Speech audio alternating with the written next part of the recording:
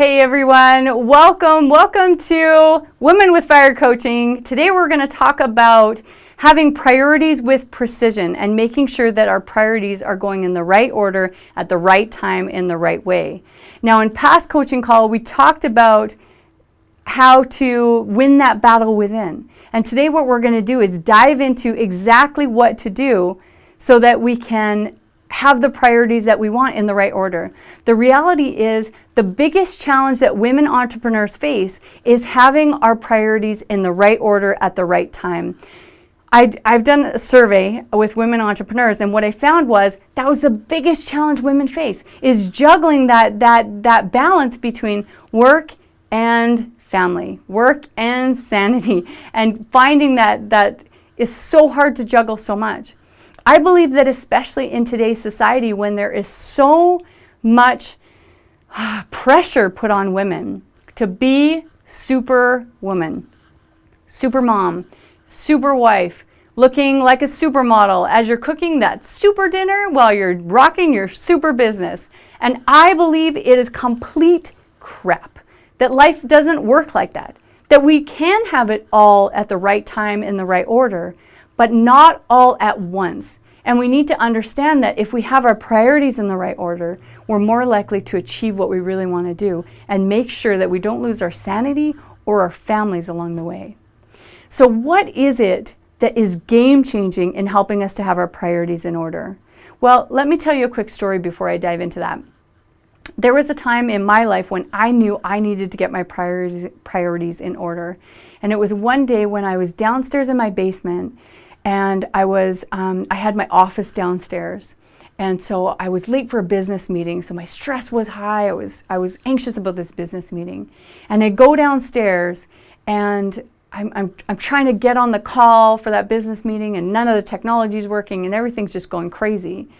And I remember my daughter standing outside of my office door, and she's banging on my office door, and she's crying.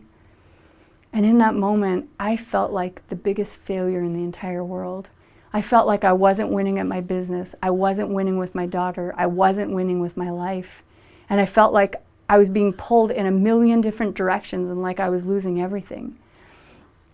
And in that moment, I realized that if I didn't change things, if I didn't put things in the right order at the right time, I would lose everything that was most important. And so when I learned this lesson and I learned about how to have things in priority and how to have a life that has priority with precision, as Brandon Broadwater talks about, I felt free. I felt finally like I had hope to get the life that I wanted. I knew it wouldn't be easy, but I knew it would be worth it. And holy smokes, has it ever been worth it? So to understand exactly how to do that, first we need to understand what are the priorities that go off. We've talked about the natural man and that spiritual man, or the hyena and the lion, and how we can, when we're listening to one, we're empowering that one. We need to understand with priorities that there's actually that lion and hyena dichotomy going on. So that hyena is that part of ourselves that's holding us back. That's that natural way that we do things, the way that we just slip back to. And that part is trying to just keep us stuck, keep us in that one, keep us safe and stuck.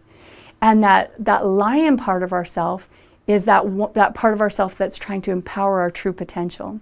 So with priorities, we need to understand that when we're listening to the natural man, this is what's going on.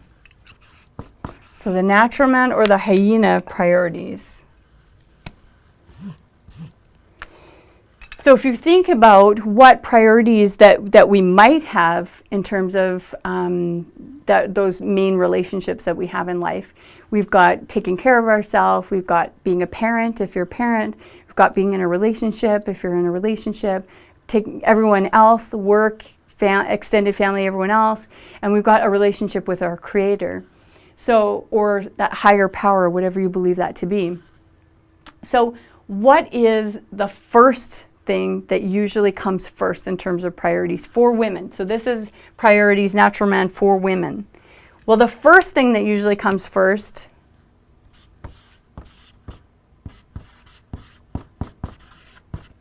is your role as a parent. So if you've got kids, you put your kids first. And then what comes next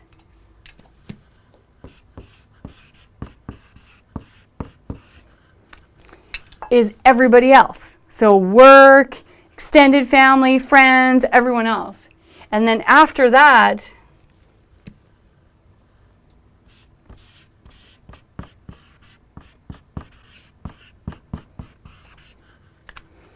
is your partner,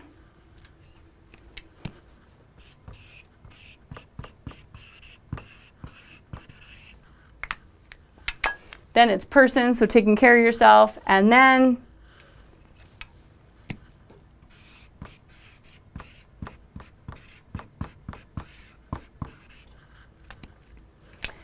it's the creator.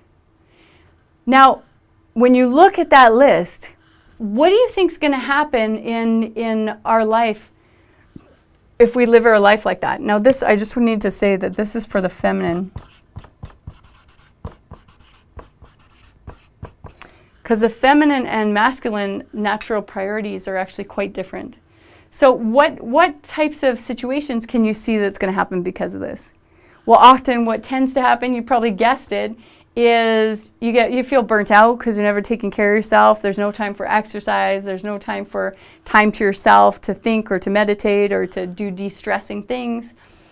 Kids are becoming ahead of your partner, so the connection with the partner, the bond starts to slip, and there becomes attachment injuries. And we talk about that in Master Power Within event, those attachment injuries. And everyone else is going above your partner and above yourself, so you're feeling resentful usually and feeling overwhelmed. And the creator's last, so you're not getting any help from the universe. You're not getting help from that creator, and that is not filling us up. So what are the happy, healthy, productive ways that we can manage our priorities? Well, I know we've talked about this before,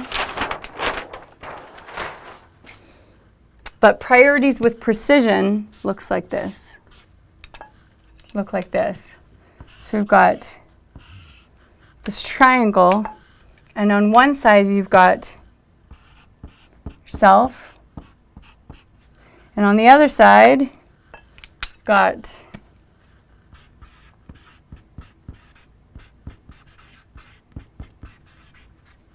partner, and on the top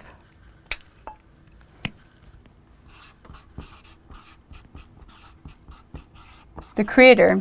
So this part we need to understand that when we're in our happiest, healthiest priorities, we're both going up. So the first thing is our relationship with the creator. That's number one for both people. And then the second thing is taking care of ourselves. So making sure we do things that actually fill us up, that actually help us to feel happier and more full. We're not talking about manicures and pedicures, going for a shopping spree here. We're talking about things that fill our soul, things that help us to be more of who we're meant to be.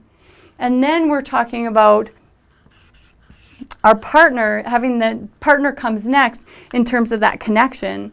And after that, then we've got extended family, so that's parents first and everyone else.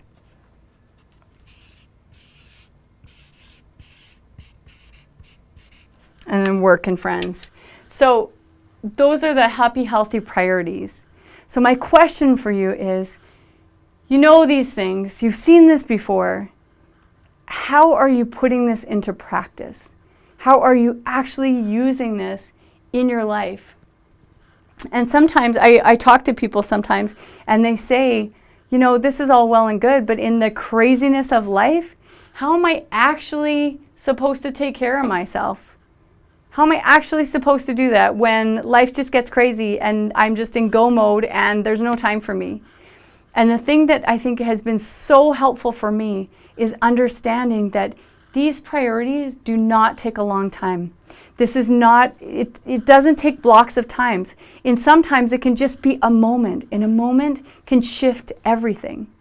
So for example, taking care of yourself, I remember this one day, when we have things in the right priority, we become more energized, we become more able to deal with all the rest of life. And so I remember this one time when I was going to go for a run, and I went for a run every day because I knew that it kept my sanity. But I lived in Canada at the time, and it was so cold that my eyelashes froze at the moment that I walked out the door. And so I remember getting up and getting all my running stuff on. I had the big scarf wrapped around my head, and I'm just about to head out the door. I grabbed the doorknob. I'm about to open the door. And Andy looks at me, my husband looks at me, and he says, "Connie, we got to talk about this problem that we're dealing with." And I don't know what kind of look I gave him, but I gave him the kind of look that like backed the heck off and said, never mind, we'll talk about it when you come back for your run. So I go for my run. At first I'm thinking about this problem he wants to talk about, and I'm kind of mad about it. Oh, what could it be? It could be anything. My mind's going through all the potential problems that we could possibly deal with.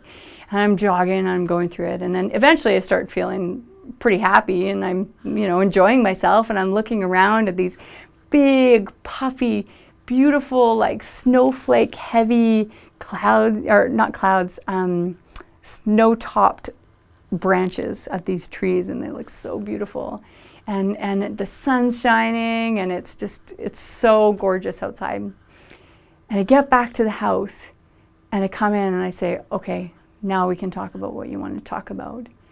And in that moment I realized that when I manage my state of mind, when I take care of myself in a happy, healthy, productive way, I'm going to be there for my partner more. I'm going to be there for my kids more. I'm going to be there for everyone else more if I take care of myself first.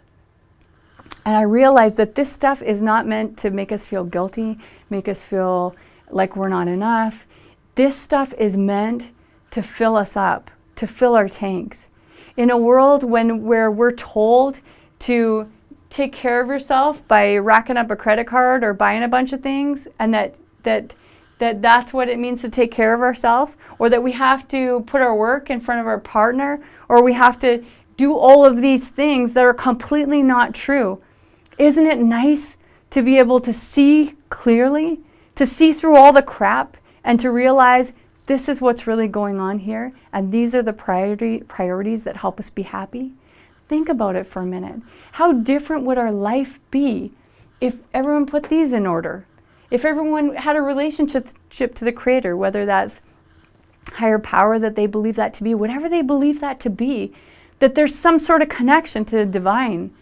And what if we take care of our state of mind and we do things that actually make us feel good inside, those things that truly fill us up, like yoga or meditation or going for a walk outside, or what, it doesn't matter what it is, things that fill our soul. What if people, when I see this all the time, when people first have a new baby and then the kids go in front of the partner, oh my gosh, watch all the mess that happens from that. Because the reality is, when the partnership, when that bond is not secure, it impacts everything else. There's research on that it makes us more likely to have a heart attack and less likely to recover from a heart attack. And it increases our stress level, and it makes us more susceptible to dealing to illness, and it makes it harder to deal with pain. What the heck? That is like, we don't want that. And all we need to do is have that secure bond to get all the benefits of that. And just think for a moment, there was a study that was done where somebody asked, I can't remember exactly who did the study, but they had asked a bunch of kids what they want more, whether they want their mom and dad to be connected with each other or with the kid. And every time the kid said with each other. So we need to understand that our kids are watching us. Our kids are looking at what we're doing. And that when we show them a model of a family that puts a partner first in a happy, healthy, productive way, I have to put this proviso. Part of the cool thing about this whole thing is that this means that the partner is accountable to the Creator, and so are you, so am I. So what this means is that if our partner is abusing us, that is not what we're talking about here. That breaks priority, because the partner is coming above ourselves. That is not what we're talking about here. We're talking about having a relationship where there's a mutual respect, and where that is part of putting yourself right after the Creator. Because if partner is abusive, that means we're putting them over ourselves, and that is not what we're talking about here. And if you're going through that, I encourage you to get support. That is, you deserve more than that. That you deserve the best that this life has to offer. I just need to clarify that. So when we mutually put each other before everything else, that's when we can have that strong bond. Now, there's lots of ways to do that, and we can dive into that in future calls. But as I said, if you have questions, let me know, because I will answer any question that you've got.